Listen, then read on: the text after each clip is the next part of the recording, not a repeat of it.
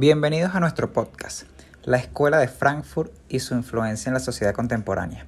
En el episodio de hoy hablaremos de los principales conceptos sociológicos desarrollados por la Escuela de Frankfurt, una influyente corriente de pensamientos críticos surgida en Alemania durante la primera mitad del siglo XX.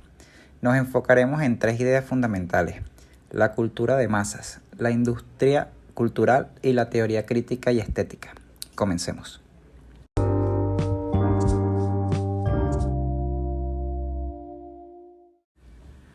Antes de profundizar en estos conceptos, es importante entender el contexto en el que surgió la Escuela de Frankfurt.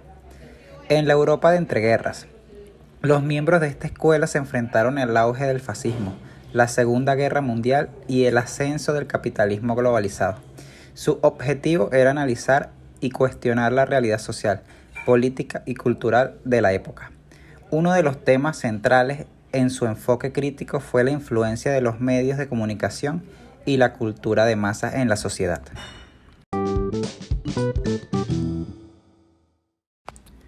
Ahora traemos a dos expertos del tema que nos expliquen brevemente las características más importantes de la Escuela de Frankfurt.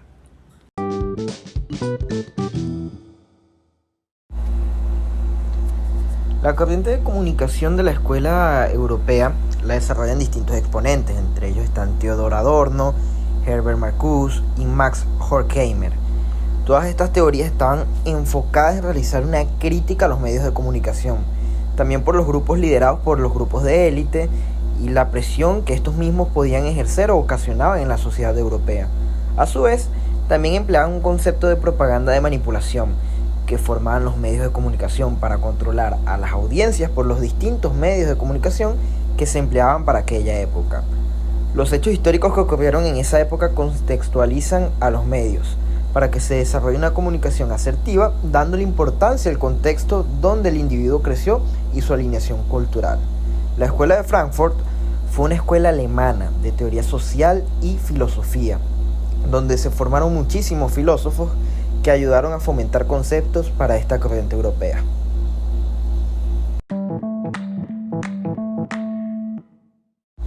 La primera idea que exploraremos es la cultura de masas. La Escuela de Frankfurt argumentaba que la cultura de masas era una forma de control social y manipulación de las masas por parte de todas las élites dominantes. Según ellos, los medios de comunicación y la cultura popular, como el cine, la música y la publicidad, moldeaban las mentes de las personas, imponiendo patrones de consumo y valores superficiales. Esta homogeneización cultural anulaba la diversidad y la capacidad crítica que podía tener la sociedad.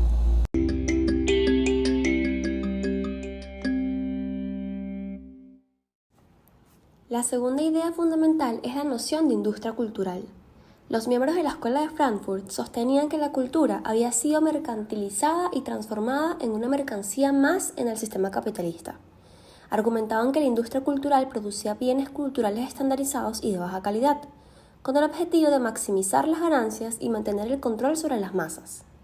En lugar de promover la creatividad y la expresión individual, la industria cultural generaba una cultura homogénea y pasiva. Por último, pero no menos importante, abordaremos la teoría crítica y estética. La Escuela de Frankfurt buscaba analizar la sociedad desde una perspectiva crítica y cuestionar las estructuras de poder y dominación. A través de su teoría crítica, exploraron cómo el sistema capitalista y la cultura de masas alienaban a las personas, generando una sociedad de individuos aislados y consumidores pasivos. A su vez, la teoría estética planteaba que el arte y la cultura deberían ser liberadores y fomentar la reflexión y la emancipación. En resumen, la Escuela de Frankfurt desarrolló conceptos sociológicos fundamentales que siguen siendo relevantes en la sociedad contemporánea. Su análisis de la cultura de masas y la industria cultural nos invita a reflexionar sobre la influencia de los medios en la sociedad.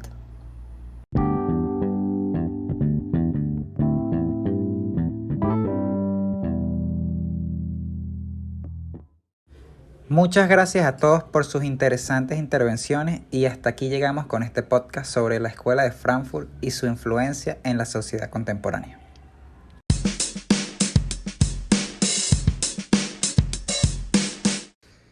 Este podcast fue realizado por el Grupo 10. Víctor Alviares como locutor, Sharon López como locutor, Samuel Cuevas como locutor y Geraldine Sotillo en edición.